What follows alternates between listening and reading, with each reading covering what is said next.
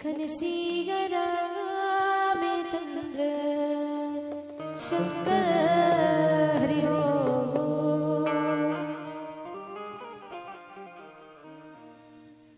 पिंजरा ले बोले मेरा सुन लेना मोर कहना, जिंदगी के नहीं है रे ठिकाना,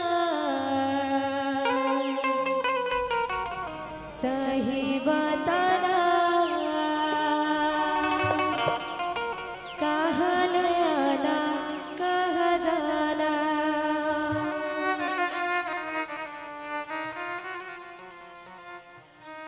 पिंजरा ले बोले मेरा सुन लेना मोर कहना, पिंजरा ले बोले मेरा सुन लेना मोर कहना, जिंदगी के नहीं है रे ठिकाना, कहीं बताना कहाँ ले आना कहाँ जाना, कहीं बताना कहाँ ले आना कहाँ जाना। पिंजरा ले बोले मेरा सुन लेना मोर कहना, पिंजरा ले बोले मैना सुन लेना मोर कहना, जिंदगी के नहीं है रे ठिकाना, कहीं बताना कहाँ ले आना कहाँ जाना, कहीं बताना कहाँ ले आना कहाँ जाना।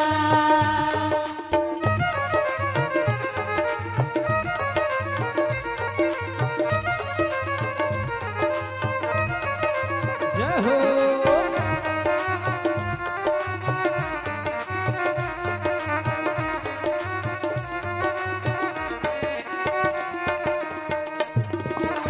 मानुष के तनला पाके जन कहीं तेरावे, आए हंसे दुनिया मां एक दिन ते जावे।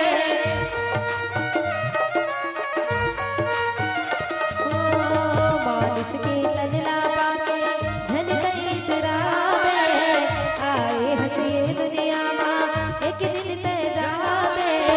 माया मां जन ते भुलाना रामे भजन गुण गाना, माया मां जन ते भुलाना रामे भजन गुण गाना, जिंदगी के नहीं है रे ठिकाना, कहीं बताना कहाँ ले आना कहाँ जाना, कहीं बताना कहाँ ले आना कहाँ जाना।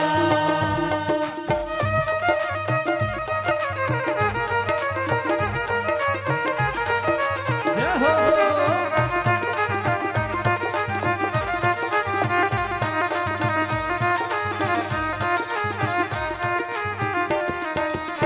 माटी के तोर चोला माटी मां मिल जाना ही, जाने नहीं पावे तोला कबे छोड़ जाही। ओ माटी के तोर चोला माटी मां मिल जाही, जाने नहीं पावे तोला कबे छोड़ जाही। माया मां जन ते भुलाना रामे भजन गुण गाना, माया मां जन ते भुलाना रामे भजन गुण गाना, जिंदगी के नहीं है रे ठिकाना, कहीं बताना कहाँ ले आना कहाँ जाना, कहीं बताना कहाँ ले आना कहाँ जाना। पिंजरा ले बोले मेरा सुन लेना मोर कहना, पिंजरा ले बोले मैना सुन लेना मोर कहना, जिंदगी के नहीं है रे ठिकाना, कहीं बताना कहाँ ले आना कहाँ जाना, कहीं बताना कहाँ ले आना कहाँ जाना, कहीं बताना कहाँ ले आना कहाँ जाना, कहीं बताना कहाँ ले आना कहाँ जाना, कहीं बताना कहाँ ले आना कहाँ जाना, कहीं बताना कहाँ ले आना कहाँ जाना।